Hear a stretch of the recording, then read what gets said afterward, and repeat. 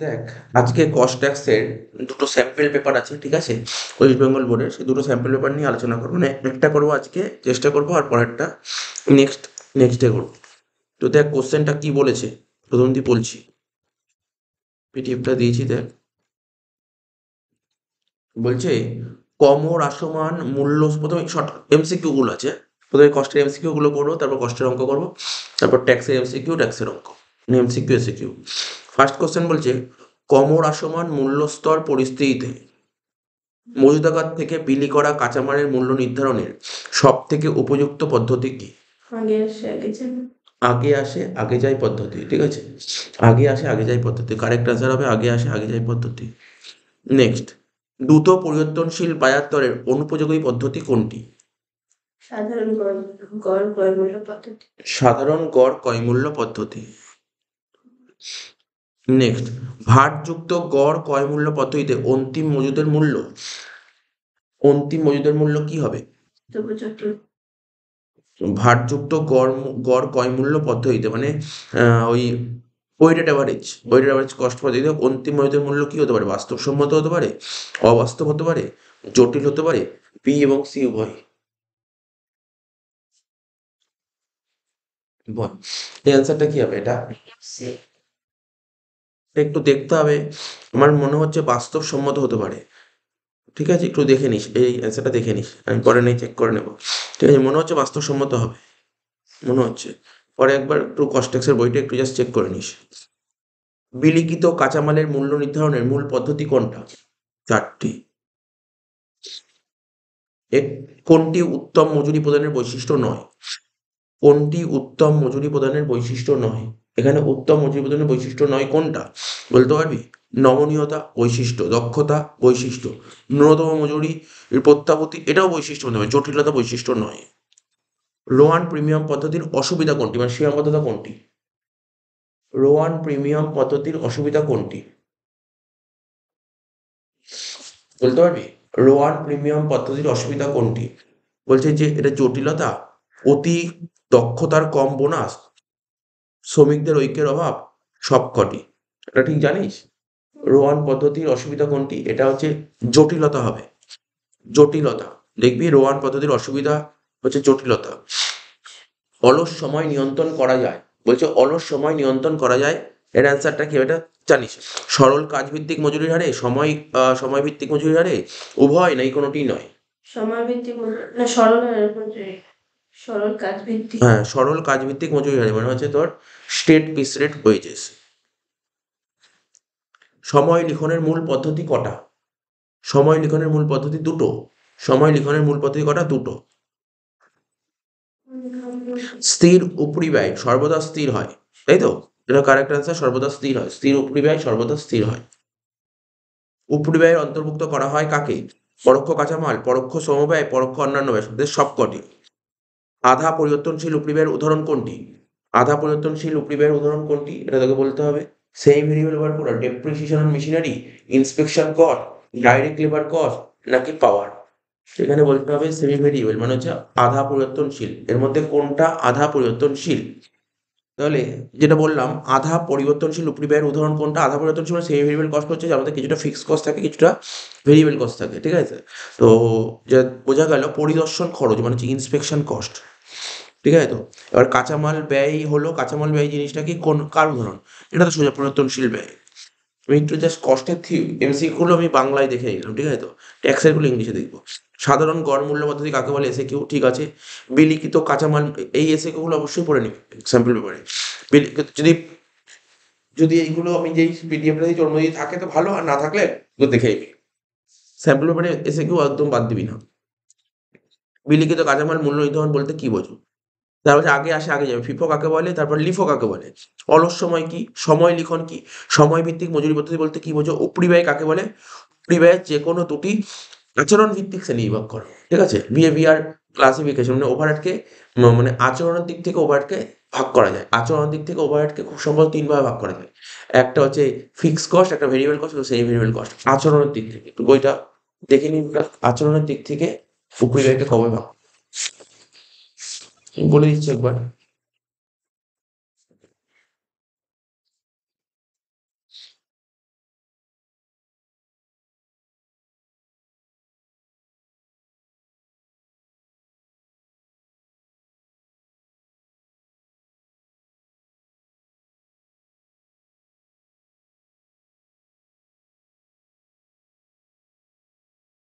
যেটা বললাম আচরণের দিক থেকে মানে বিহেভিয়ার দিক থেকে উপরিভাগে ৩ ভাগ করা যায়। একটা ফিক্সড কস্ট বা ফিক্সড ওভারহেড, একটা ভেরিয়েবল ওভারহেড, একটা সেমি ভেরিয়েবল ওভারহেড। যেটা বললাম সেটাই।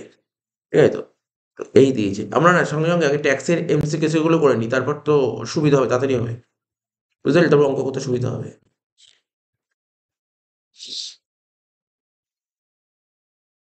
ইংলিশ ছিল। আমি কষ্টের গুলো একটু যেহেতু কষ্টের মানে বাংলাতে পড়েছিস, তাই কষ্টের থিওরি গুলো মানে বাংলায় পড়ে নিলাম। সে বাংলা ইংলিশ মিশিয়ে নিবি, যেটা ভালো লাগবে ইজিলি সেটা করবি। ট্যাক্সেরটা বলছি। বলছে দেখ কি সুন্দর সুন্দর কোশ্চেন, এইগুলো সোজা কোশ্চেন, ট্যাক্সের question. Gross annual value in case of late out property. তো লেট আউট প্রপার্টির ক্ষেত্রে গ্রস অ্যানুয়াল ভ্যালু কি হবে? সোজা কোশ্চেন দিচ্ছে, একদম সোজা কোশ্চেন। ভাব, বলছে যে যখন আমরা লেট আউট বাড়ি করতাম, গ্যাপ বের করতাম কি করে? প্রথমে একটু স্টেপ বাই স্টেপ ভাব। প্রথমে করতি স্টেপ ওয়ানে করতি রিজনেবল এক্সপেক্টেড রেন্ট, আর স্টেপ টু তে করতি অ্যানুয়াল রেন্ট। দুটোর মধ্যে যেটা বড় সেটা তো গ্যাপ। তাহলে এখানে কি কি অপশন দিয়েছে? আচ্ছা, আর একটু ভাঙতে বলুন। চল্লিশ আর একটু ভাঙুন। মিউনিসিপ্যাল ভ্যালু আর ফেয়ার রেন্টের মধ্যে যেটা বড়, তার সঙ্গে স্ট্যান্ডার্ড রেন্ট কম্পেয়ার করতাম। হতো রিজনেবল এক্সপেক্টেড রেন্ট। প্রথমে বলছে অ্যাকচুয়াল রেন্ট রিসিপ্টই হচ্ছে গ্যাপ। ২ নম্বর পয়েন্ট বলছে ফেয়ার রেন্টই হচ্ছে গ্যাপ। ৩ নম্বর বলছে মিউনিসিপ্যাল হচ্ছে গ্যাপ। তাহলে আমরা কি বলতে চাই? তিনটের মধ্যে হায়ার সেটাই হবে গ্যাপ। তাই তো শিখেছিলাম। বলছে which of the following is deductible from the net annual value of late out house property. Late out house property থেকে কি কি বাদ যায়? লেট আউট হাউস প্রপার্টি থেকে মানে কি কি ছাড় পাওয়া যায়? স্ট্যান্ডার্ড ডিডাকশন পাওয়া যায় আন্ডার সেকশন 24 এতে, আর হচ্ছে ইন্টারেস্ট অন লোন। তাহলে দুটোই হবে। কি হবে? আচ্ছা, এখানে এ বি ডি ডি লিখেছে, এটা সি হবে। ঠিক আছে, এটা হচ্ছে answer. In case of late out property standard deviation under section under income tax act is কত পার্সেন্ট পাওয়া যায়? কার উপর পাওয়া যায়? 30%। নেট অ্যানুয়াল ভ্যালু, একদম ঠিক, নেট অ্যানুয়াল ভ্যালু। চারেরটা বলছে in competition of income from house property standard deviation is allowed under section কত নম্বর ধারায় বলা আছে স্ট্যান্ডার্ড ডিভিয়েশন? 24। আর একটু ভালো হয়, স্ট্যান্ডার্ড ডিডাকশন হচ্ছে 24, ওয়াট ডিডাকশন 24। শর্ট কি লেখা আছে এখানে? দেখেন, শর্ট শেয়ার, তাই তো? Short share is a term of capital asset, তাই বলেছে তো? Short share is a term of capital asset when, ঠিক আছে, when it is held by an assessee for কতদিন, মানে তোর এটা কতদিন তোর নিজের আয়ত্তে রাখতে হবে। মানে শেয়ারের মেয়াদ পড়েছিল না, মানে এখানে শর্ট শেয়ার মানে অত ভেবে লাভ নেই, শেয়ার। তো এখানে তোর যদি এই শর্ট শেয়ার বলে যদি অসুবিধা হয়, এর বাংলাটা পড়ে নে। ওরা বলতে চাইছে যে দেখ, ইংলিশটা ঠিকভাবে লিখতে পারেনি অ্যাকচুয়ালি। এই যে শেয়ার আছে না, শেয়ারটাকে তুমি শর্ট টার্ম ক্যাপিটাল অ্যাসেট বলবে কখন? কারণ শেয়ারের রুল কি ছিল? যে লিস্টেড কোম্পানি হয় 12 মাস, আর আনলিস্টেড হলে তো ছড়াই ছিল। ঠিক আছে, 24 মাস। তাহলে তাহলে কিছু বলেনি, মানে ধরে নিই লিস্টেড কোম্পানি শেয়ার, আর লিস্টেড কোম্পানি শেয়ার 12 মাসের কম হলে তাকে শর্ট টার্ম ক্যাপিটাল অ্যাসেট বলে।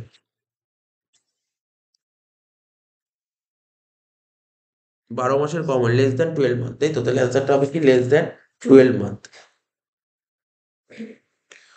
বলছে হুইচ অফ দ্য ফলোইং, বলছে which of the following,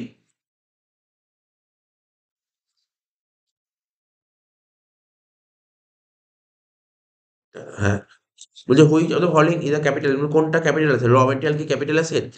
land in urban area কি capital asset? Personal motor capital asset, নাকি 7% গোল্ড বন্ড 1980? এর মধ্যে কোনটা ক্যাপিটাল অ্যাসেট? দেখ, র মেটেরিয়াল তো ক্যাপিটাল অ্যাসেটের মধ্যে পড়বেই না। তারপর বলছে পার্সোনাল মোটর কার, এটাও তো ক্যাপিটাল অ্যাসেট নয়। 7% গোল্ড বন্ড, এটাও ক্যাপিটাল অ্যাসেটের মধ্যে পড়ে না। তাহলে ক্যাপিটাল অ্যাসেট কোনটা এখানে? ল্যান্ড ইন আরবান এরিয়া, মানে শহরাঞ্চলের জমি। বলছে which of the following is not a capital asset, কোনটা ক্যাপিটাল অ্যাসেট নয়? স্টক ইনটেড ক্যাপিটাল অ্যাসেট নয়, বাকি তো সব করে ক্যাপিটাল অ্যাসেট। ছয়টা transaction which are not created as transfer of capital asset, কোনটা মানে কোন ট্রানজাকশন ট্রান্সফার অফ ক্যাপিটাল অ্যাসেটের মধ্যে পড়ে না? Conversion of company bond into, ঠিক আছে, তাই লেখা আছে এখানে যে ইনটু, এটা কি হবে বলতো? শেয়ারস।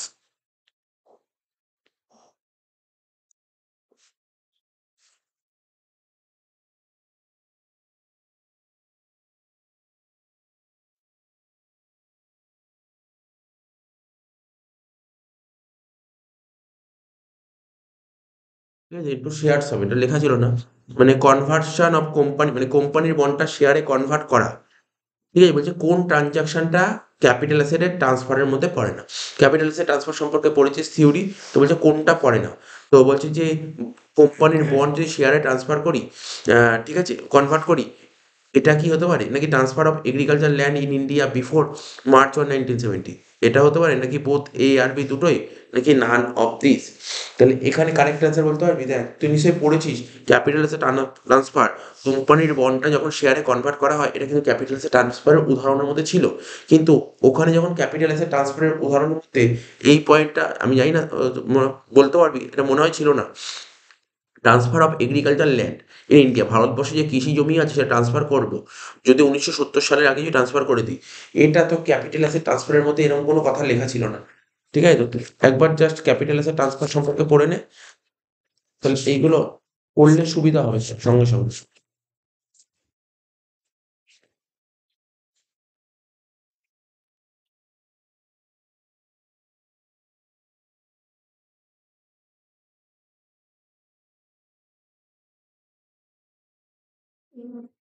এই যে ক্যাপিটাল অ্যাসেট ট্রান্সফারের মধ্যে কি কি বলেছিলাম, ক্যাপিটাল অ্যাসেট ট্রান্সফারের উদাহরণের মধ্যে কি কি বলে, এই যে বলছে এমন কোন অ্যাসেট ক্যাপিটাল অ্যাসেট ট্রান্সফারের মধ্যে পড়া হয় না, এখানে বইতে লেখা ছিল, বলছে 1 মার্চ 1970 তারিখের আগে ভারতে অবস্থিত কৃষি জমি, মানে 1970 সালে মার্চ মাসের 1 তারিখে 1970 সালের আগে যদি এমন কোনো ভারতে কৃষি জমি ছিল সেটা যদি ট্রান্সফার করা হতো সেটাকে হস্তান্তরের মধ্যে ছিল না, কিন্তু এইগুলো বাকি সমস্ত কিন্তু হস্তান্তরের মধ্যে ছিল। তাহলে এটা তো এমন সোজা কোশ্চেন, তখন তুই তো ক্যাপিটাল অ্যাসেট ট্রান্সফার তো অবশ্যই পড়ে যাবি। তাহলে ওর ক্যাপিটাল ট্রান্সফারের উদাহরণ আর হচ্ছে কোনগুলো আসে কোনগুলো আসে না, ব্যাস এটা জানা থাকলে এই কোশ্চেন অ্যান্সারটা হয়ে গেল। তাহলে বুঝতে পারলি? এটা বলছিলাম আমি, এটা হবে অ্যান্সার।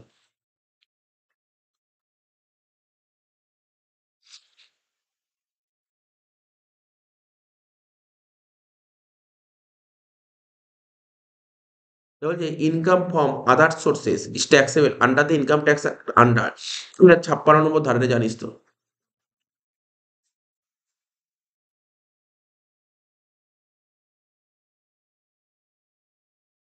নেক্সট কি বলছে, fees receive by a non employee, employee না কিন্তু নন এমপ্লয়ি, ঠিক আছে তো, ডিরেক্টর অফ যে কোনো company director for attending the board meeting taxable কোন হেডে?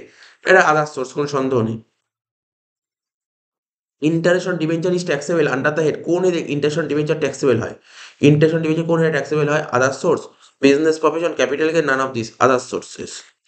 এটা বলছে আন্ডার, বলছে আন্ডার ইনকাম ট্যাক্স অ্যাক্ট, ঠিক আছে, ইন্টারেস্ট অন সিকিউরিটি অ্যাসেসেবল আন্ডার কত? ইন্টারেস্ট অন সিকিউরিটিস, ঠিক আছে তো, এটা বলার চেষ্টা করতে কি ইন্টারেস্ট অন সিকিউরিটিস কত নম্বর ধারায় বলা আছে? ইনকাম ট্যাক্স, এটা আদার সোর্স চ্যাপ্টারেই আছে, আদার সোর্স চ্যাপ্টারেই আছে, তোকে বলতে হবে এটা কত নম্বর ধারায় বলা আছে। একটা ঠান্ডা মাথা দেখ, তুই হয়তো সেকশন মুখস্থ করিস, মনে কর সেকশন মুখস্থ করিস, তবু বলতেই পারবি আনসার। কারণ কি, কারণ কি আদার সোর্স কোন সেকশন থেকে শুরু হয়? 56 থেকে 59, তাই তো? 56 থেকে 59 হলে মানে কোনটা হতে পারে এর মধ্যে? 56টাই হতে পারে। তাহলে তুই একবার ভেরিফাই করে নে, তুই ক্রস চেক করে নে, তুই বই একবার দেখে নে ইন্টারেস্ট অন সিকিউরিটিস কোন সেকশনে ছিল। দেখ 56 to 1 এই সেকশনেই আছে interest on securities. Interest on security 56 to 1 D. তাহলে তুই কি বুঝতে পারলি? তোর মনে নেই কিন্তু টেকনিক্যালি বেরিয়ে গেল, কেননা ইনকাম ফ্রম আদার্স বলেই নি।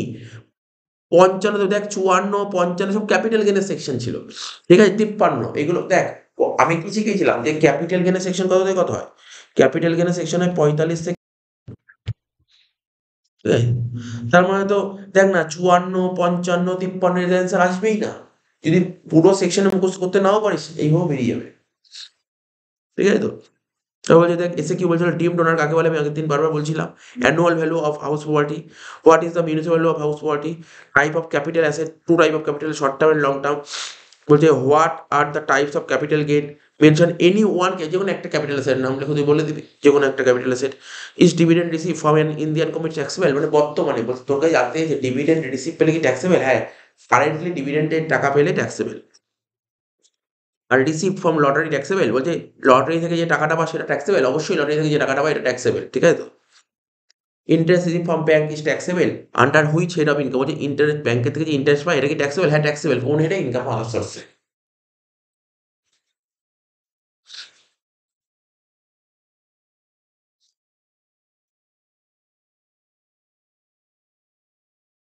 গ্রুপ সিরা দেখ কি বলেছে, 4 নম্বরে 3টে কোশ্চেন লিখতে হয় 12 নম্বরে, 4 নম্বরে 3টে কোশ্চেন লিখতে হয় 12 নম্বর।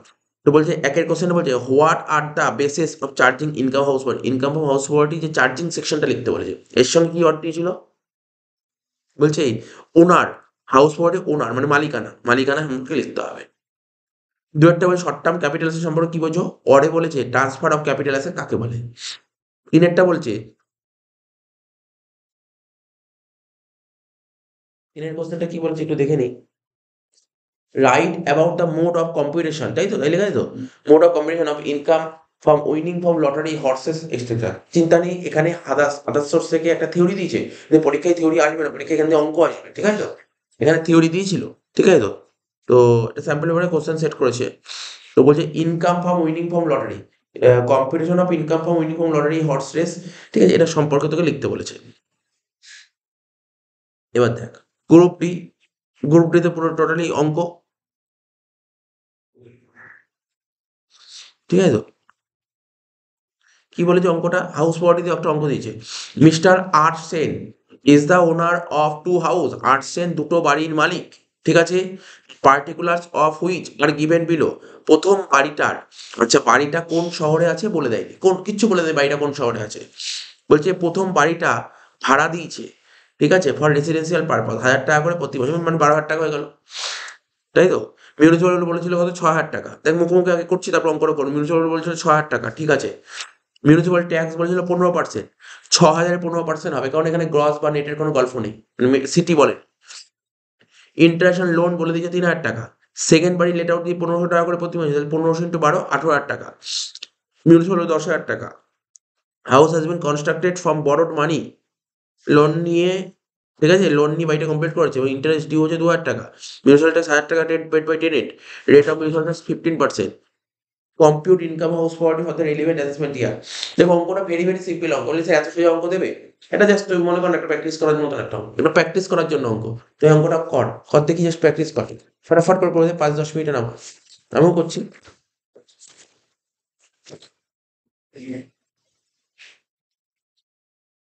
তুইও নামা, আমিও নামাচ্ছি আমি।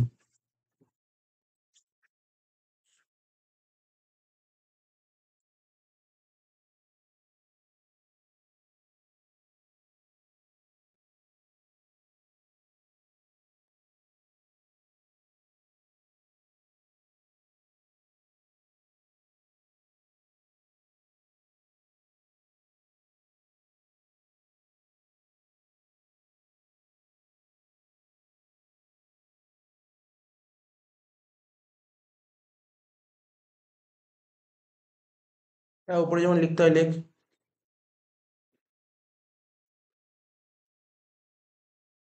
লিখতে হবে কম্পিউটেশন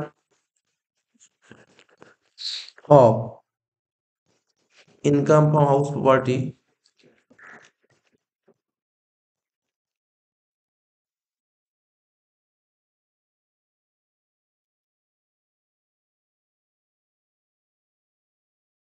অফ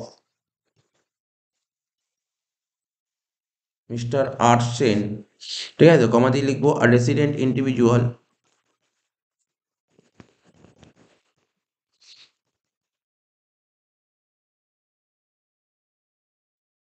কমা দিয়ে লিখবো ফর দ্য অ্যাসেসমেন্ট। এই অঙ্কটা ক্লাসে করানো অঙ্ক।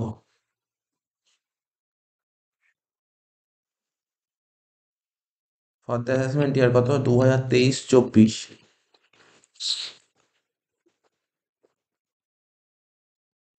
Relating to the previous year,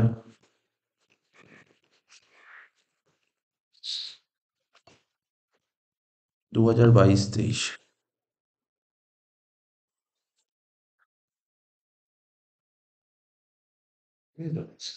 দুটো বাড়ি বলেছে। প্রথমে লিখবো ফার্স্ট হাউস, প্রথম বাড়িটাও লেট আউট, দ্বিতীয় বাড়িটাও লেট আউট। তবে প্রথম বাড়িটা ভাড়া দিয়েছি কেন? থাকার জন্য। দ্বিতীয় বাড়িটা ভাড়া দিয়েছি ব্যবসা করার জন্য। তাহলে প্রথমে কি লিখবো? যেমন আমি এখানে দেখ, বুঝতে পারবি কিনা এটা খুব জরুরি, মিউনিসিপাল ভ্যালু। প্রথমে কি লিখলাম দেখ, মিউনিসিপাল ভ্যালু। কত টাকা দিয়েছে মিউনিসিপাল ভ্যালু বল?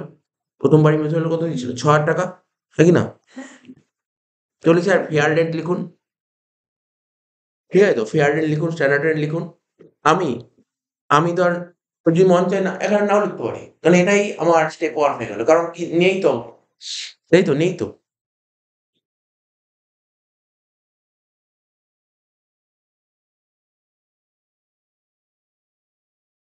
তাহলে ব্র্যাকেটে তুই যদি লিখতে চাস লিখতে পারিস। আর যদি না লিখতে চাস তাহলে নোট দিয়ে ছেড়ে দিতে হবে। ঠিক আছে তো? তো নোট দেওয়ার দরকার কি আমি লিখলামই না। এখানে লিখে দিই জাস্ট ফেয়ার রেন্ট লিখে দিই। বুঝতে পারলি কি বললাম? মানে নোট কি দিতে হবে জানিস তো? তোকে এরকম নোট দিতে হবে যে ধরে নিচ্ছি যে মিউনিসিপাল ভ্যালু ফেয়ার রেন্টের চেয়ে বড়। তাই মিউনিসিপাল ভ্যালুটাকে রিজনেবল এক্সপেরিমেন্ট ধরা হলো। এই কথাটা লিখতে হবে। খাস অত লেখার দরকার নেই। আমি এরকম করে দিলাম। আর কি ছিল স্ট্যান্ডার্ড ট্রেন এটাও বলেনি অঙ্কে। লিখবো এই নে ৬,০০০। এটাকে কি বলে? Reasonable expected rent.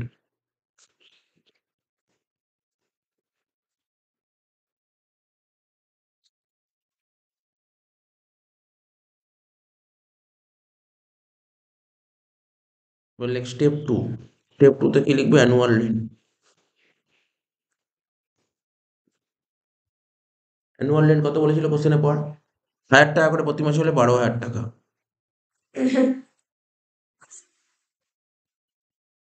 দুটোর মধ্যে বড় কোনটা? ১২,০০০। এটাকে বলে step 3 gap. Gross annual value থেকে মাইনাস করব মিউনিসিপাল ট্যাক্স। অঙ্কে মিউনিসিপাল ট্যাক্স বলেছিল নাকি? বলেছিল 15%। তাহলে কার উপর হবে? মিউনিসিপাল ৬,০০০ টাকা তার উপর 15%। ৯০০ টাকা। ১২,০০০ থেকে ৯০০ বাদ দিলে কত হবে? ১১,১০০। এটাকে বলে ন্যাভ, নেট অ্যানুয়াল ভ্যালু। এর থেকে মাইনাস করব ডিডাকশন। আন্ডারস্ট্যান্ড 24। ১২,০০০ কি লিখবো? প্রথমে লিখবো স্ট্যান্ডার্ড ডিডাকশন।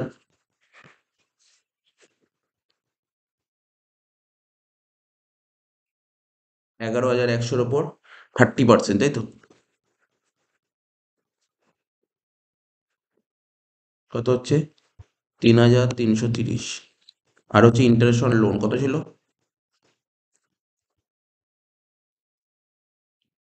৩,০০০। তাহলে কত হচ্ছে? ৬,৩৩০। বাদ দিয়ে কত হচ্ছে? ৪,৭৭০। বুঝে গেলি? শুন টাইম লাগলো না। বুঝলি না প্রথম বাড়িটা? আমি বলছি না এই অঙ্ক পরীক্ষায় দেবে। মানে একটা যখন স্যাম্পল পেপার তৈরি করেছিল এরকম টাইপের একটা কোশ্চেন দিয়েছিল। এটা করলে কি হলো? এটা করা দেখ সবসময় না বাড়িতে রিভিশন করার জন্য এরকম একটা ছোট্ট অঙ্ক তুলে দিতে হয়। তাহলে কি হবে? তোর ফর্মুলাটা মনে পড়ে গেল। তারপর তুই আস্তে, আস্তে বড়, বড় বুঝতে পারলি কি? কি বললাম? বললি এত সোজা অঙ্ক দেবে? এটাতে ধর একটা ফর্মুলা মনে করার জন্য।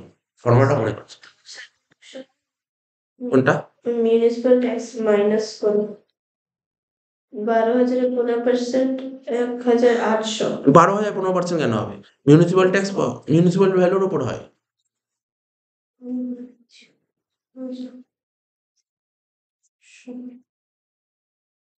হয়ে গেল? প্রথম বাড়ি থেকে ইনকাম হলে ৪,৭৭০, তাই তো? এবার সেকেন্ড বাড়ি করবো, সেকেন্ড হাউস, তাই তো? ওখানে লিখেছি না ফার্স্ট হাউস? হ্যাঁ, এবার লিখবো সেকেন্ড হাউস। সেকেন্ড হাউস কি ছিল? এটাও লেট আউট, কিন্তু এটা বিজনেস।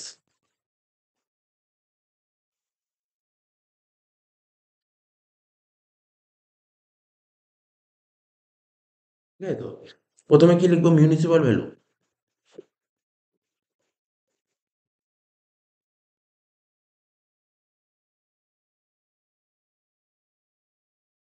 কত ছিল বল অঙ্কে? ১০,০০০ টাকা। ফেয়ার রেন্ট দেয়নি এনে। স্ট্যান্ডার্ড রেন্টও দেয়নি এনে। কত হবে? ১০,০০০ টাকা। এটাকে বলে কি? স্টেপ 1।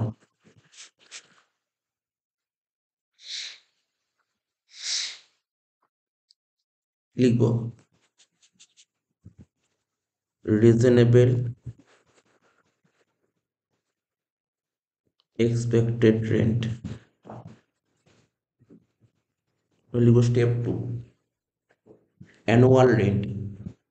অ্যানুয়াল রেন্ট কত করে বলেছিল, কত করে প্রতি মাসে ভাড়া বলেছিল দেখ, 1500 টাকা করে। 1500 টাকা করে প্রতি মাসে হলে 1500 ইন্টু 12 কত হচ্ছে, 18,000 টাকা। 10,000 আর 18,000 মধ্যে বড় কোনটা, 18,000। এটাকে কি বলে, স্টেপ 3 গ্যাপ। স্টেপ 3 দিয়ে লিখবো গ্যাপ 18,000 টাকা। এর থেকে মাইনাস করতে হয় কি, লেস মিউনিসিপাল ট্যাক্স। কত টাকা ছিল বলে দিয়েছিল মানে টাকাটা, 50%. দেখি কোশ্চেনটা একটু পড়ে নি মিউনিসিপাল ট্যাক্স সম্পর্কে, এখানে কি বলেছিল এটা দেখতে হবে। সেকেন্ড বাড়ি, যে মিউনিসিপাল ট্যাক্স 1,000 টাকা পেড বাই টেনেন্ট, কিন্তু 15%, 15% টেনেন্ট 1,000 টাকা পে করেছে। 15% কার ওপর হবে, ভ্যালুর ওপর। 10,000 15%, 1500 হয়। তার মধ্যে 1,000 টাকা মালিক দিয়ে দিচ্ছে, যদি 1,000 টাকা কে দিয়েছে, পেমেন্ট করেছে টেনেন্ট। তার মানে আমরা জানি মিউনিসিপাল ট্যাক্স মালিক যত টাকা দেয় তত টাকায় ছাড় পাওয়া যায়। টোটাল হয়েছে 1500 টাকা, তার মধ্যে ভাড়াটিয়া দিয়েছে 1,000 টাকা, তাহলে মালিক দিয়েছে 500 টাকা, 500 টাকা ছাড়। তো 18,000 থেকে 500 বাদ দিলে কত হচ্ছে, 17,500। এটাকে বলে নেফ, নেট অ্যানুয়াল ভ্যালু। এর থেকে মাইনাস করবো ডিডাকশন আন্ডার সেকশন 24।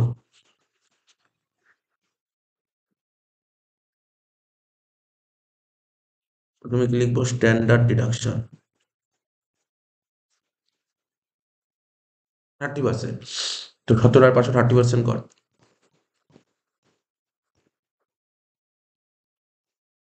কত হচ্ছে, 5,250, এই তো, করে দেখ। আর ইন্টারেস্ট অন লোন কত বলেছিল অঙ্কে, 2,000 টাকা, তাই তো, কত হচ্ছে, 7,250। তো 17,500 থেকে 7,250 বাদ দিলে কত হয়, 10,250।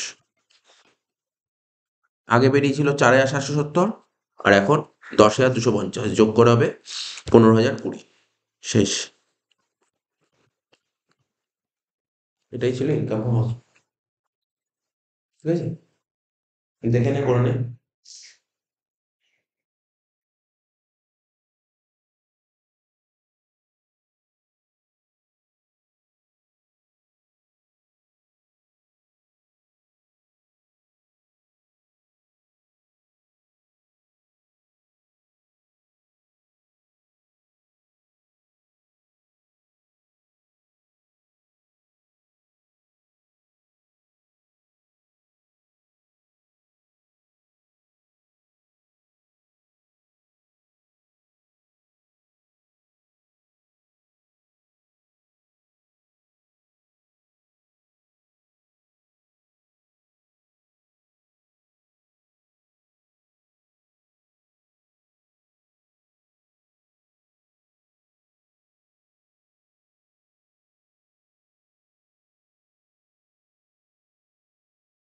ঠিক আছে, ওই অঙ্কটা করতে থাক, তারপর দেখি কোন অঙ্কটা আছে।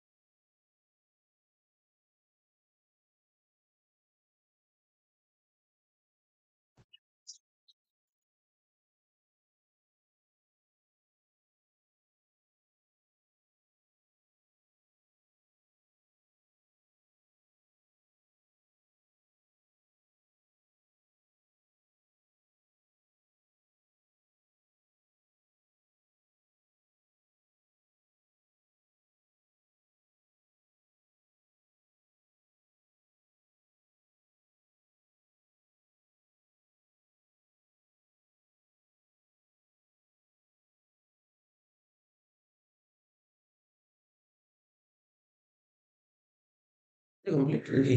Only last step standard.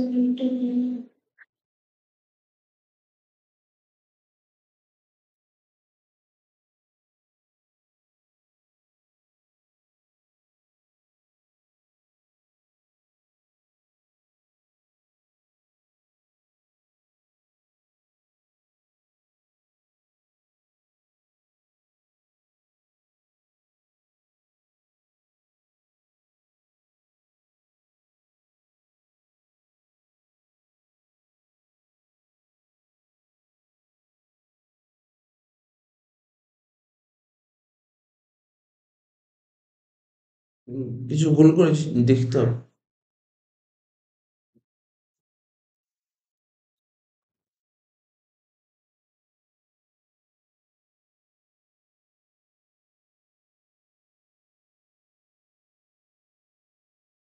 এই যে 18,500 বাদ দিলে কত হয়? 17,500, 16,500।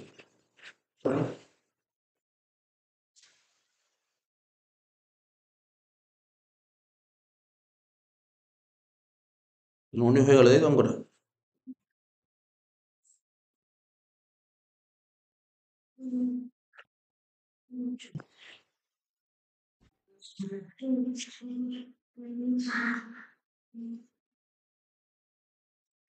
বলি তারপর অঙ্কটা বলছি, কি বলেছে অড দিয়ে। বলছে when does loss from house property, house property থেকে কখন লস হয়। তারপরে বলেছে বি দিয়ে বলেছে মিস্টার এস রয়, একটা ছোট্ট একটা অঙ্ক দেয় বলেছেন হাউস প্রপার্টির, সেরকম বলছে mister S Roy completed construction of a residential house in Kolkata. ঠিক আছে, কলকাতায় বাড়ি বলে দিয়েছে। মিউনিসিপাল ভ্যালু কত বাড়ির? 45,000 টাকা। তা কলকাতায় বাড়ি বলেছে মিউনিসিপাল, মানে এটাকে বলবো গ্রস মিউনিসিপাল ভ্যালু 45,000 টাকা। বাড়িটা ভাড়া দেওয়া হয় প্রতি মাসে 5,000 টাকা করে, তাহলে 5,000 ইন্টু 12 করলে কত? 60,000 টাকা। তাহলে দেখ ফেয়ার রেন্ট নেই, স্ট্যান্ডার্ড রেন্ট নেই, তাহলে এখান দিয়ে তোর দেখে দেখে বলা যাচ্ছে যে তোর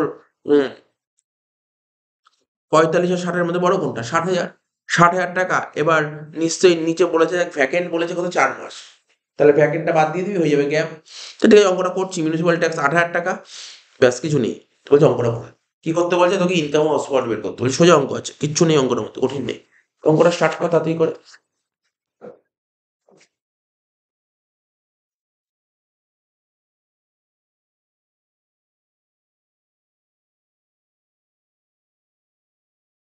পরে কথাগুলো লিখলাম না, পরে লেখা তো জানিস, সময় নষ্ট করছি না লিখে। বাড়ি যদি মেট্রো সিটি হয় তখন কি লিখতে হবে? দেখ দেখি আগের অঙ্কটার সঙ্গে অঙ্কটা কত। এই অঙ্কটা একটা লাইন বলে দিল যে না, তোমাকে এটা জানতে হবে মেট্রো সিটির বাড়ি হলে কি মিউনিসিপাল লিখতে হবে। তাহলে মোটামুটি আমি বুঝতে পারছি, মানে হাউস প্রপার্টি অঙ্ক কিছু দেবে না, একদম সোজা অঙ্ক দেবে। প্রথমে একটা বেসিক অঙ্ক দেখবি রিভিশন করার জন্য, যেমন এই অঙ্কগুলো বেটার রিভিশন করার জন্য। সোজা অঙ্ক থেকে তারপর কঠিন অঙ্কে যেতে হয়। প্রথমে লিখবো কি গ্রস মিউনিসিপাল ভ্যালু, লেখ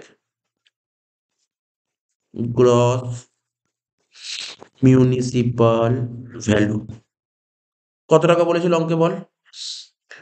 ভালো করে একটু মন দিয়ে শুনবি, এখানে যে মিউনিসিপাল ভ্যালু বলেছে কত? 45,000 টাকা। এখন প্রশ্ন উঠতে পারে যে স্যার এখানে যে মিউনিসিপাল ভ্যালু বলে দিয়েছে, তাহলে আমি কি মিউনিসিপাল ধরবো? এটাকে গ্রস ধরবো না নেট ধরবো? অনেকে নেট ধরতে পারে এটাকে। যে নেট ধরবে তাকে গ্রসে নিয়ে যেতে হবে, যে গ্রস ধরবে তাকে কিচ্ছু করতে হবে না। কি বললাম বোঝা গেল? কোনো সমস্যা নেই। আমি বারবার বলছি একটা কথা মাথায় রাখতে হবে, এটাকে তুই কি ধরবি এটা খুব ম্যাটার করে। এবং যেটা ধরবি তোকে লাস্টে অঙ্কের নিচে নোট দিতে হবে। বাড়ির যেহেতু কোশ্চেনে মিউনিসিপাল হলো গ্রস না নেট পরিষ্কারভাবে বলে দেয়নি, তাই আমি এটাকে গ্রস ধরলাম বা নেট ধরলাম, যেটা ধরবি সেটা লিখে দেবে। তাহলে আমি গ্রস ধরি। গ্রস মিউনিসিপাল কত বলেছে? 45,000 টাকা। ঠিক আছে তো? কি বললাম? এবং এই অঙ্কগুলো যখন আমরা করতাম বইয়ে, যখন থাকতো বইয়ে ওরা যেটা লেখে সেটা নেট ধরে লিখেই দিত, লাস্টে নোট নেট ধরেছে। তো কোনো ম্যাটার করে না, হলো গ্রস নেট করলেই হলো। এরপর লিখবো কি ফেয়ার রেট, কি লিখবো? এনএ। কি লিখবো? Standard rate N A.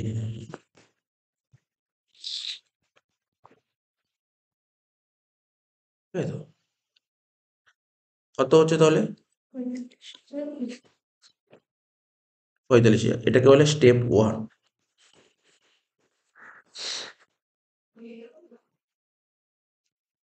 এটাকে বলে রিজনেবল এক্সপেক্টেড রেট।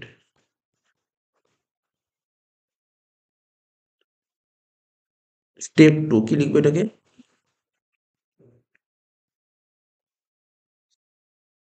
যাই ঘটে যাক অ্যানুয়াল রেন্টই লিখবি। পাশের বন্ধু যদি রেন্ট রিসিপ্টও লিখে, রিসিপ্টে যাবি না, তুই অ্যানুয়াল রেন্টই লিখবি। কারণ আমরা একটু অন্যরকম ভাবে করি, অ্যানুয়াল রেন্ট লিখে পরে ভ্যাকেন্ট বাদ দিই, করে রেন্ট রিসিপ্টই হয়ে যায়। এটা কিন্তু অনেকে গুলিয়ে যায়। তো অ্যানুয়াল রেন্ট কত বলেছে? প্রতি মাসে 5,000 টাকা করে ভাড়া হলে বছরে কত? 60,000 টাকা। দুটোর মধ্যে বড় কোনটা? 60,000। কি লিখবো? স্টেপ থ্রি, হায়ার অফ, লেখ higher of step one and step two. এর থেকে মাইনাস করবো কি? Due to vacancy. তো ক মাস ভ্যাকেন্ট ছিল অঙ্কে 4 মাস।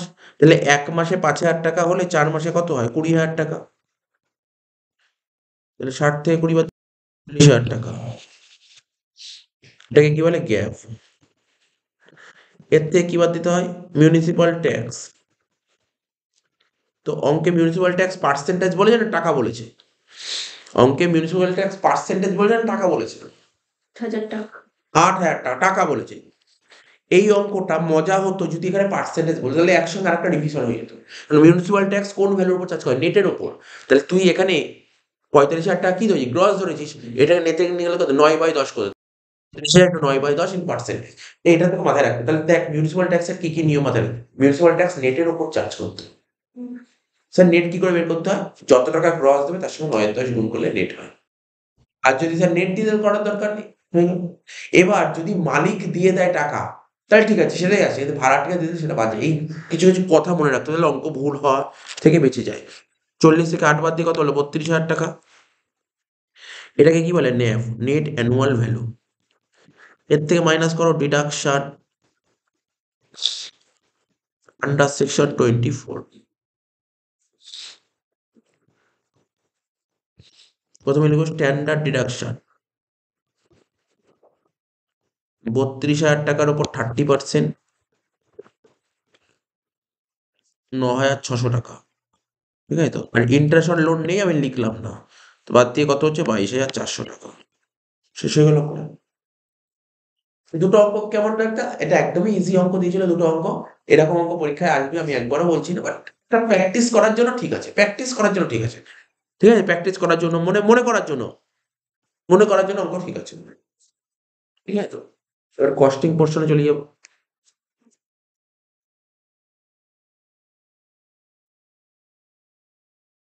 হ্যালো? হ্যাঁ,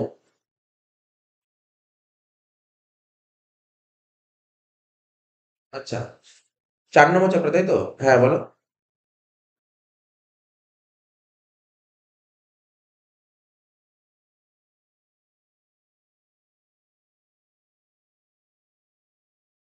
আচ্ছা আমি দেখে নিচ্ছি, আমি দেখে পরে পরে ফোন করছি।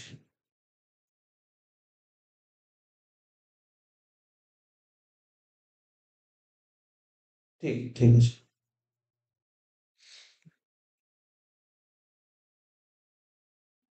স্যার আদার্স লিস্ট এখন আর কিছু আসলে নেই এই অঙ্কে। আচ্ছা যাই হোক, যেটা বললাম তাহলে কি বুঝতে পারলি? ট্যাক্সের পোর্শনটা কমপ্লিট করে দিলাম। দেখ ট্যাক্স কমপ্লিট হয়ে গেল। এবার কস্ট। দেখ, এবার দেখ এই এই যে স্যাম্পল পেপার ছিল এইটার সঙ্গে কিন্তু তোর পরীক্ষার স্যাম্পল পেপার মানে পরীক্ষায় যে কি এই প্যাটার্ন মেলাস না। এখানে কি ছিল? আদার্স সোর্সের দেখ একটা থিওরি দিয়েছিল, বাট পরীক্ষায় কিন্তু আদার্স সোর্সের অঙ্ক হয় যেটা বললাম। ঠিক আছে? বুঝতে পারলি? কোনো সমস্যা নেই, বাকি সব ঠিক আছে। এই বাংলা কোশ্চেনটা এবার দিয়েছে আদার্স না না, ওটা হচ্ছে অন্য পেজে। না, সেট দুটো সেট আছে। ও আচ্ছা। তুই সেকেন্ড সেটে চলে গেছিস। যাই হোক, কষ্টের অঙ্কগুলো দেখি এবার। তাহলে বুঝতে পারলি ব্যাপারটা? আমি বলে দিলাম তোকে। এবার দেখ, গ্রুপ সি তাই তো? হুম। গ্রুপ সি, কস্টে গ্রুপ সি। দেখ প্রথমে কি ছিল? বলছে advantages of time wage rate method. Time দেখ এইগুলো থিওরি তো কোনো ব্যাপার নেই। থিওরিগুলো তুই সাজেশন দিচ্ছি ওইগুলো পড়ে গেলেই হবে। তার বলছে অর দিয়ে লিখবি অ্যাডভান্টেজ, মানে ডিফারেন্সিয়াল পিস ওয়েজ রেটের কিছু সুবিধা। ঠিক আছে তো? এবার দেখ কি দিয়েছে এরপরে? ফিফো মেথডে স্টোর লেজার করতে হয়, ফিফো মেথডে। আর আমি কি বলেছি এবছর? FIFO important. তাহলে প্র্যাকটিস করতে হবে ভালো করে। তাহলে দেখ ফিফোর অঙ্কটা কি দিয়েছে? সোজা অঙ্ক দিয়েছে, একদম কিচ্ছু নেই, দেখ নিজেও পারবি। আর আরেকটা স্টোন লেদারে তোকে তোর ঘাবড়াবি, স্টোন লেদার পারবি কি পারবি না, মানে পারবি তো অবশ্যই, যাই দিক। তুই শুধু দুটো পয়েন্ট দেখে যাবি, রিটার্ন থাকলে কি হয়, শর্টেজ থাকলে কি হয়। ব্যাস এই দুটোই তো। ঘুরিয়ে দিতে পারে এই দুটো পয়েন্ট, ব্যাস এই দুটো পয়েন্ট দেখে যাবি। আর তো তোর স্টোন লেদার বেরিয়ে যাবে, কিছু নেই, স্টোন লেদার একদম এসে। তাহলে কি বললাম? চ আগে দাগ কাটি, তারপর অঙ্কটা করছি। মোটামুটি পড়া হয়েছে, দাগটা কেটে নিই আগে।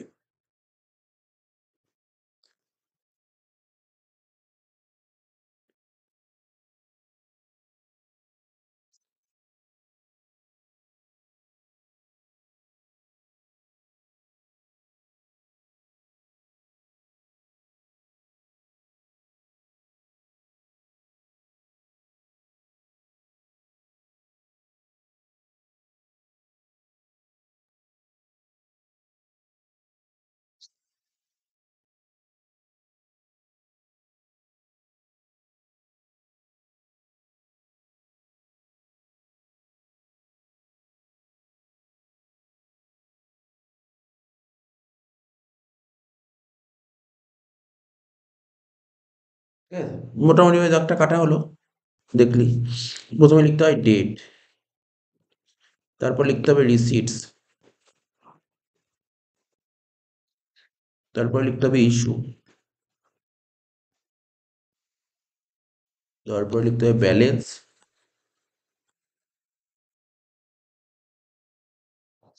তারপর লিখতে হবে রিমার্কস।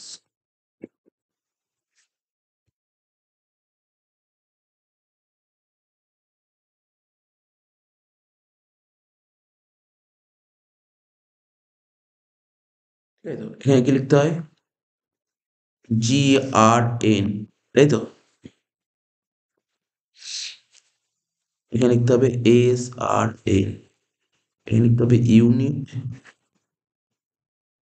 রেট আর অ্যামাউন্ট।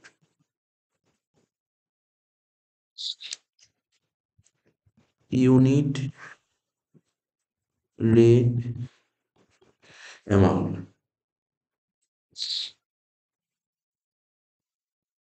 Unit, rate, amount. এখানে কি লিখবো? Stores ledger, stores ledger. ব্র্যাকেটে কি লিখবো? FIFO method.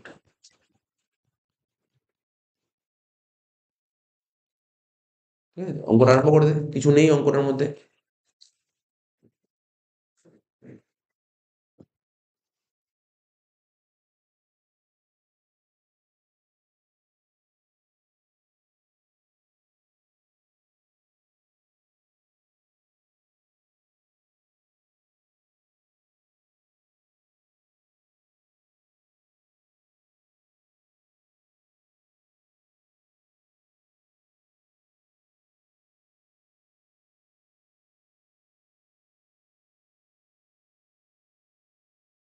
দেখ কি বলেছিল প্রথমে, 2013 সাল দিয়েছে, জুন টু, জুন 2 2013, তো লিখবো 2/6/13 ওপেনিং ব্যালেন্স বলেছিল।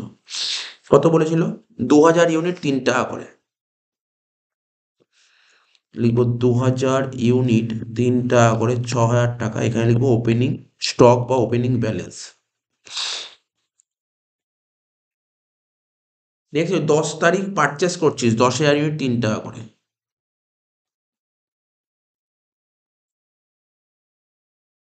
10,000 ইউনিট 3 টাকা করে মানে 30,000 টাকা।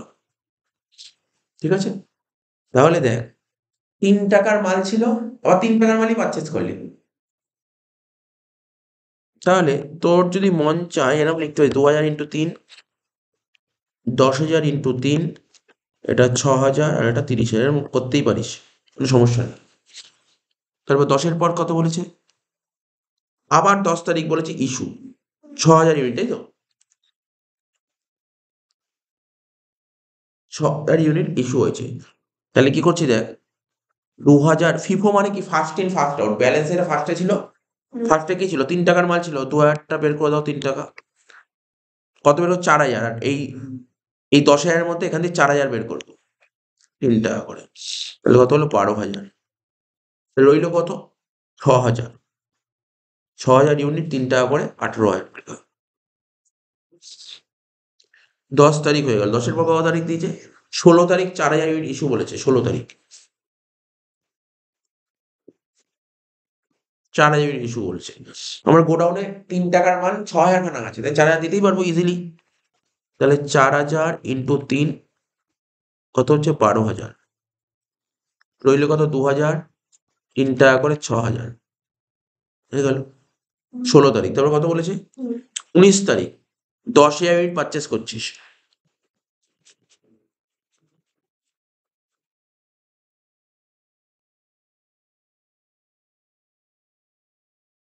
কত টাকা করে ছিল পারচেস করছিস? কত টাকা করে রেট? হ্যাঁ, 5 টাকা। 5 টাকা মানে 50,000। এবার 2,000 ইউনিট মাল ছিল 3 টাকা দামের, 10,000 ইউনিট মাল পারচেস করলাম 5 টাকা দামের, 6,000, এটা 50,000। 19-এর পর কত বলে? 23 তারিখ ইস্যু করছিস 6,000 ইউনিট।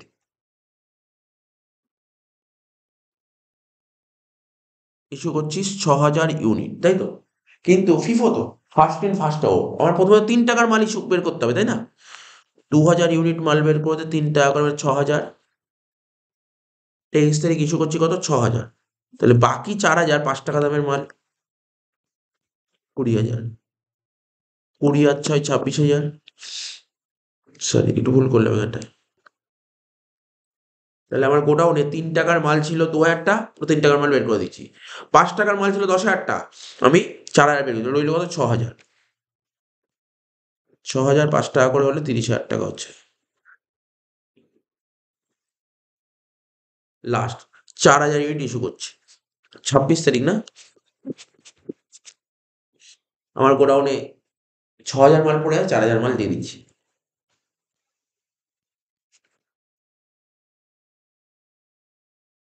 2,000 পড়ে আছে 5 টাকা দামের, 10,000 টাকা। এই ছিল।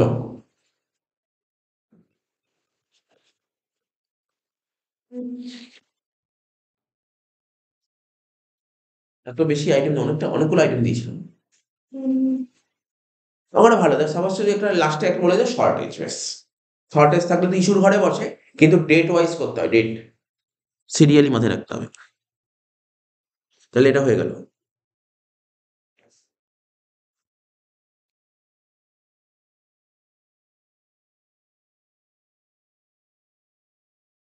গ্রুপ ডি, তাই তো? এবার group D, software group D চলছিল, মানে আরম্ভ করবো। গ্রুপ ডিতে দেখ, 4-এর দাগে একটা থিওরি দিয়েছে, তাই তো? বলছে answer the following questions already is to be noted. তার মানে তুই কি বুঝতে পারছিস, পরীক্ষার হলে যখন যাবি ফাইনালে, গ্রুপ ডিতে কষ্টের, গ্রুপ ডিতে 6 নাম্বারের কোশ্চেন দেবে, দুটো দেবে, একটা করতে হবে। এবং কি কি দেবে তাও বলেছি, একটা ডিফারেন্সিয়াল পিসের অঙ্ক দেবে, তার সাথে একটা থিওরি অর দেবে। ডিফারেন্সিয়াল পিসের অঙ্কের সঙ্গে থিওরি অর দেবে, মানে এই যে টেলরের যে অঙ্কগুলো ছিল এখানে, এখানেও তাই একটা থিওরি দিয়েছে, বলছে write the factors to be considered for selection of a good wage payment. ভালো ওয়েজ পেমেন্টের কি কি ভালো ওয়েজ পেমেন্টের করার সময় এবং উত্তম মজুরি প্রদানে কি কি বিষয় কনসিডার করা হয়, বিবেচনা করা হয়। এখানে অরের থিওরি দিয়েছিল, অঙ্ক দিয়েছিল, একটা পিস সেটের অঙ্ক দিয়েছিল, বাট নর্মাল পিস সেট, একদম নর্মাল, এটা কিছু খুব একটা টাফ না। স্ট্যান্ডার্ড আউটপুট পার ডে, মন দিয়ে শুনবি, স্ট্যান্ডার্ড আউটপুট পার ডে, মানে কোম্পানি ওয়ার্কারদের বলে একটা স্ট্যান্ডার্ড বলে দিয়েছিল এতগুলো প্রোডাকশন করার জন্য পার ডে। একদিনের, এখানে এখানে একদিনের অঙ্ক দিয়ে দেখ, একদিনে, একদিনে কত ইউনিট তৈরি করতে বলেছিল? 50 ইউনিট। আর একদিনে কত ঘন্টা কাজ হয়? 8 ঘন্টা। Actual output of A worker for 8 hours, মানে ওকে করতে বলেছিল 50, কিন্তু ও করেছে কত? 40। বেশি করেছে না কম করেছে? কম করেছে। তাহলে এটা বিলো স্ট্যান্ডার্ড হলে কত? 80% দেয়। আর ওখানে বলছে রেট পার আওয়ার 8 টাকা বলে দিয়েছে, তাই তো? রেট পার আওয়ার 8 টাকা বলে দিয়েছে। আর আমরা কি করতাম? পিস সেট করতে গেলে পিস সেট বের করতাম, পিস সেট বের করার কি rate per hour by unit per hour. Rate per hour তো 8, তাহলে স্যার ইউনিট পার আওয়ার কত হবে? ইউনিট পার আওয়ার 1 ঘন্টায় কত ইউনিট করছে? 6টা ইউনিট। দেখ 8 ঘন্টায় 48 ইউনিট তৈরি করে, তাহলে 1 ঘন্টায় কত? 6টা। তাহলে হয়ে গেল 8/6, এক্ষুনি হয়ে যাবে, কিচ্ছু নেই অঙ্কের মধ্যে, পুরো করে দেয়। সোজা অঙ্ক তো, পিস রেট, পিস রেট শিখিয়েছি, করে দে, তারপর আমি করছি।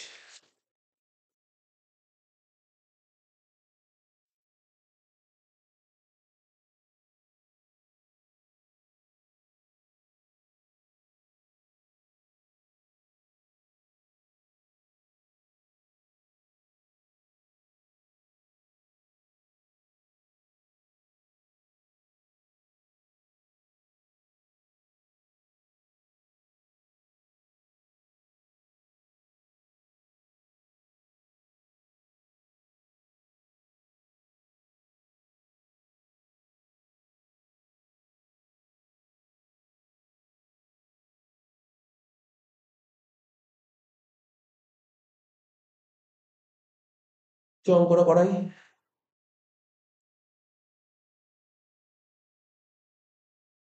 তুমি লিখি এখানে স্ট্যান্ডার্ড আউটপুট, তাই তো? স্ট্যান্ডার্ড আউটপুট কত বলেছে? 50 ইউনিট। হুম। আর নিচে লিখলাম অ্যাকচুয়াল আউটপুট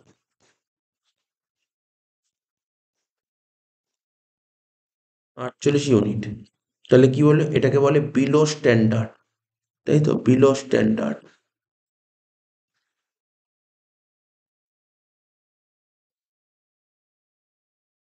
এটা হলে কত পার্সেন্ট দেবে? 80% দেবে। পিস রেটের 80%, 80% অফ পিস রেট, পিস রেটের 80% দেওয়া হবে। ফর্মুলা কি ওয়েজেস বের করার formula? Wages equal to actual output into piece rate. কিন্তু এটাই যখন তোর পরীক্ষায় অঙ্ক আসবে, এটা একজন ওয়ার্কার দিয়ে তো ওখানে দুজন ওয়ার্কার হয়ে যাবে, অঙ্ক এরকমই দেবে, কিন্তু দেবে এরকমই দেবে। অ্যাকচুয়াল আউটপুট কত বলেছে অঙ্কে? 48। পিস রেট বের করার ফর্মুলা কি শিখেছি? এখানে লিখে দে, পিস রেট হচ্ছে rate per hour by unit per hour. Rate per hour কত বলেছিল অঙ্কে? 8। আর ইউনিট পার আওয়ার কত হয়? 6। কি করে হলো ওটা দেখে দিতে হবে। 8 ঘন্টায় 48 মিনিট করছে, তাহলে 1 ঘন্টা কত? 6। 8 বাই 6 করলে কত হয়? 1.3. 1.3। 1.3 ইন্টু 80%। এবার বল কত হচ্ছে? 48 ইন্টু 51.072. 80%। এই 51.19, তাই তো? না 51টাকে করে দিই, এই তো হয়ে গেল।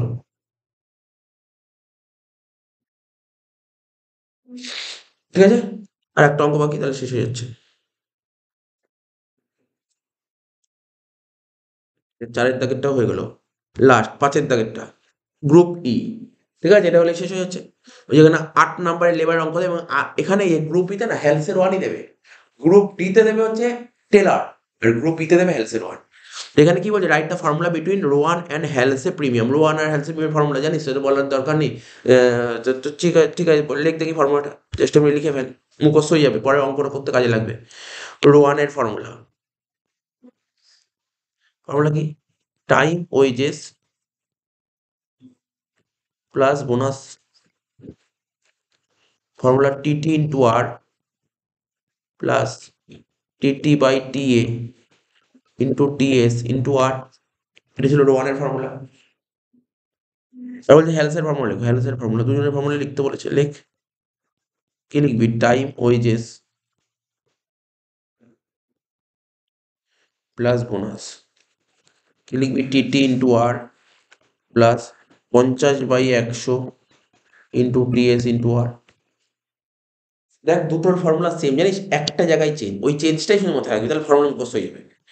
এই যে এইটা, এই দুটো চেঞ্জ, আর বাকি সব সেম। দেখ পুরো সেম, ফুল সেম, শুধু ওখানে ওয়ানে টিটি বাই টিএ আর হেলসতে 50/100, এই হচ্ছে। ঠিক আছে তো?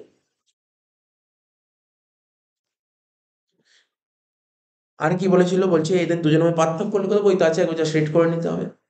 অরে কি দিয়েছে? একটা অঙ্ক দিয়েছিল, ভালো অঙ্ক দিয়েছিল, বলছে during a certain week in the month of July 2013। ভালো অঙ্ক কিন্তু, এই পেজের এই একটা অঙ্কই ভালো আছে, আর কিছু ভালো অঙ্ক নেই। During a certain week in month of July 2013 worker manufacture 250 articles, মানে একজন ওয়ার্কার 250টা ইউনিট তৈরি করে। ঠিক আছে তো? ওয়ার্কিং আওয়ার বলেছে কত? 50 ঘন্টা। ঠিক আছে, স্ট্যান্ডার্ড রেট 5 টাকা per hour, rate per hour বলেছে 5। Standard time to manufacture an article, মানে একটা ইউনিট তৈরি করতে লাগে 15 মিনিট।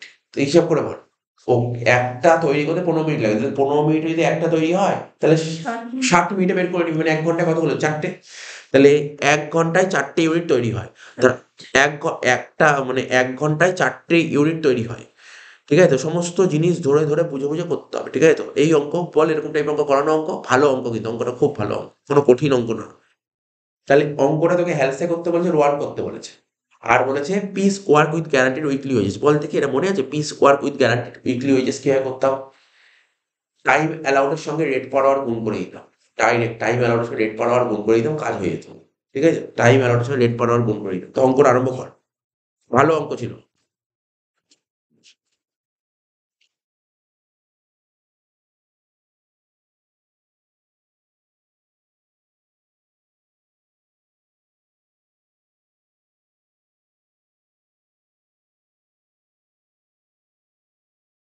দেখ লিখছি অঙ্কটা, প্রথমে লিখে লিখে করতে হবে তো অঙ্কটা। প্রথমে দেখ কি লিখছি, লিখবি স্ট্যান্ডার্ড টাইম ফর প্রডিউসিং, এভাবে লিখবি, লিখবি স্ট্যান্ডার্ড টাইম ফর প্রডিউসিং, তুই কতগুলো ইউনিট প্রডিউস করছিস প্রথমে বলেছিল, কতগুলো ইউনিট প্রডিউস করছিস দেখ এখানে বলেছিল কত 250। Standard time for producing 250 units. 250টা ইউনিট তৈরি করতে কত কত টাইম লাগছে? 250 ইউনিট ইন্টু এক এক ইউনিটের জন্য কতক্ষণ করে সময় লাগে একটা ইউনিট তৈরি করতে? একটা ইউনিট করার জন্য কতটা মিনিট নিয়েছিস বল? 15 মিনিট। তাহলে একটা করতে যদি 15 মিনিট নিস 250 করতে কত নিবি? 250 ইন্টু 15 কত? 250 ইন্টু 15 250 ইন্টু 15 3750 মিনিট। কত হচ্ছে? পাশেই লেখ 3750 মিনিট। তার মানে এটা মানে কত ঘন্টা? ডিভাইড বাই 60 কর, 62.5 আওয়ার্স। এটা কি বেরোলো? Time allow. বোঝা গেল? টাইম অ্যালাউড বেরিয়ে গেছে তোর 62.5 আওয়ার্স। ঠিক আছে তো? তার মানে তুই জানিস, তোর নিজেরাই জানিস টাইম অ্যালাউড কত বেরোলো বল? 62.5 আওয়ার্স। আর টাইম টেকেন বলে দিয়েছে অঙ্কে দেখ, এই কাজটা করতে কত ঘন্টা সময় নেয়? 50 ঘন্টা। তাহলে 50 ঘন্টা, তাহলে যে 12.5 বেরোটাকে কি বলে? টাইম সেভড হয়ে গেল। এবার তোর, এবার দেখ তুই অ্যাটলিস্ট এইটুক যে বের করে নিলি, তো কিছু না জানলেও এই অঙ্কটা হ্যালসের অত ইজিলি হয়ে যাবে, তাই না? হ্যালসের অন ইজি। কিন্তু তোকে আর একটা মেথড বলছে, piece work with guaranteed weekly wages, তাই তো? লেখ হেডিংটা দে, piece work with guaranteed weekly wages. Piece work with guaranteed weekly wages. Sir এটা কিভাবে বের করে? একদম ইজি জিনিস, একদম ভাবতে হবে না। কি লিখবি? Number of unit produced. মন দিয়ে শুনবি, অ্যাকচুয়ালি ফর্মুলাটা কি? অরিজিনাল ফর্মুলা লিখছি তোকে। নাম্বার অফ ইউনিটস প্রডিউসড, লিখলাম number of units produced into, into কি হয়? Piece rate. ইন্টু হয় পিস রেট। এটা হচ্ছে অরিজিনাল ফর্মুলা, অরিজিনাল ফর্মুলা। তা নাম্বার অফ ইউনিট প্রডিউস কত অঙ্কে বলেছে? হ্যাঁ স্যার বলেছে। কত ইউনিট বল? 250 ইউনিট। কিন্তু পিস রেট বলেছে অঙ্কে? পিস রেট বলেনি। কিন্তু এই অঙ্কটা কি পিস রেট বার করতে পারবো? কি করে বার করবো পিস রেট বল? ইউনিট পার আওয়ার, এটা 15 এ মিনিট। দেখ পিস, এখানে পিস রেট বের করার ফর্মুলা আমি এখানে লিখে দিচ্ছি। Piece rate, rate per hour, rate per hour কত করে বলেছিল অঙ্কে? 5 টাকা। 5 টাকা। আর unit per hour, unit per hour কত হবে? 4। বুঝতে পারলি কি বুঝতে পারলি না? তাহলে ওপরে হয় রেট পার আওয়ার 5, আর ইউনিট পার আওয়ার কত? 15 মিনিটে যদি একটা করে, 15 মিনিটে একটা করে, তাহলে 60 মিনিটে কটা করবে? 4টে। 4টে। তাই 4, 5/4 মানে কত? 1.25। দেখ তো একটু।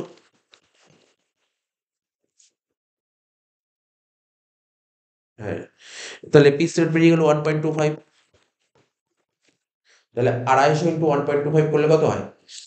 দেখ 312.5। বোঝা গেল তো? তাহলে piece work with guaranteed week, যখনই তোকে বলবে piece work with guaranteed weekly wages, এটা হলো এই যে 312.5 বেরোলো, এটা হচ্ছে বেরোলো এ। এটা একটা বেরোলো। আর একটা, আর একটা কি হয় দেখ, লিখছি formula. Time taken into rate per hour. Time taken অঙ্কে কত নিয়েছিল? যদি 50 ঘন্টা নিয়েছিলি, আর এক একটা করার জন্য রেট কত করে? পার ঘন্টা, প্রতি ঘন্টায় কত করে? 5 টাকা করে। তাহলে 50 ইন্টু 5 করলে কত হয়? 250 টাকা। এটা হচ্ছে পে। বুঝতে পারলি তো? এই দুটোর মধ্যে বড় কোনটা? এই দুটোর মধ্যে বড় কোনটা বল? ওপরেরটা। তাহলে এক্ষেত্রে এই ওপরেরটাই তোকে নিতে হবে।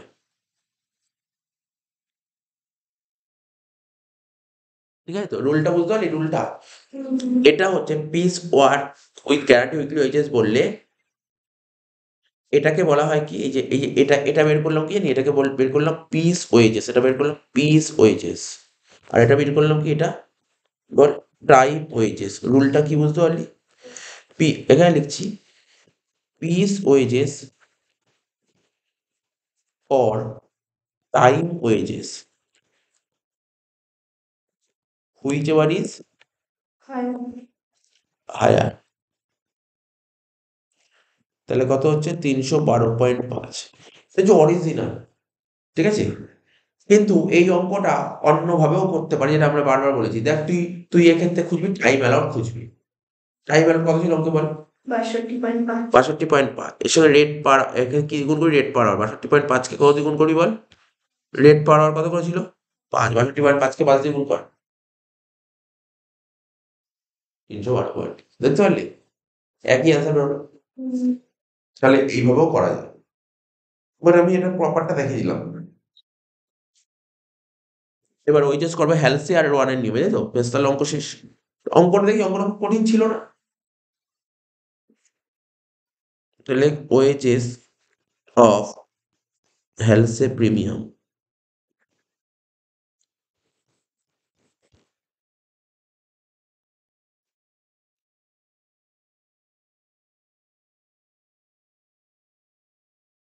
কি লিখবো? Time wages plus bonus. Time wages বের করবো আমরা কি? TT into rate per hour R bonus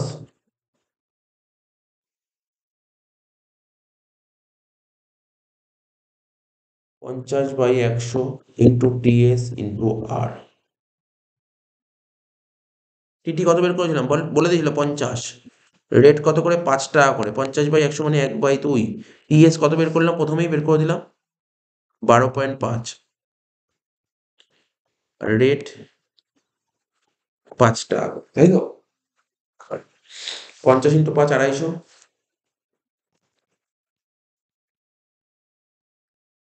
plus 12.5 into 5 divided by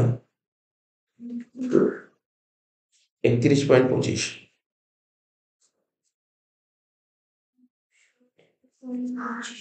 তো 981.25।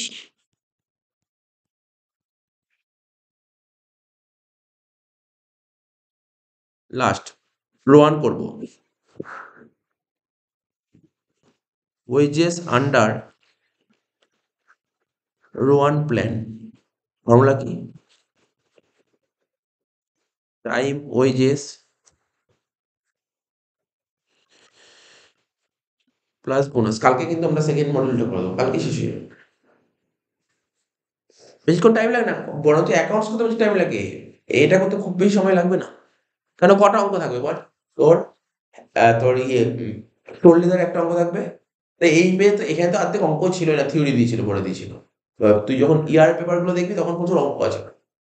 এমনি কটা অঙ্ক করতে হবে, মানে তুই সব অঙ্ক করতে চাস, তাহলে ধর ওখান দিয়ে ধর স্টোন লেদারের একটা অঙ্ক, লেবারের ধর পিস সেটের একটা অঙ্ক, আর ওই লেবারের দুটো অঙ্ক, দুটো আর একটা, তিনটে, একটা, চারটে অঙ্ক, আর ওইদিকে 5টা 6টা 7টা 8টা অঙ্ক, টোটাল 8টা অঙ্ক থাকে। টাইম ওয়েজেস প্লাস বোনাস কি হবে? 80t into R plus 80/TA into TS into R. তাহলে টিটি কত ছিল অঙ্কে? 50। আর কত করে বলেছিলাম? 5।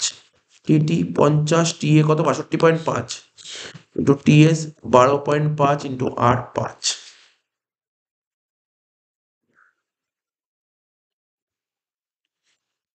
এটা হচ্ছে 250 plus 50 into 12.5 into 5 divided by 62.5 50। তাহলে টোটাল হচ্ছে 300। ব্যাস, তাহলে বুঝতে পারলি এই পেজটা কিন্তু কমপ্লিট হয়ে গেল পেজটা।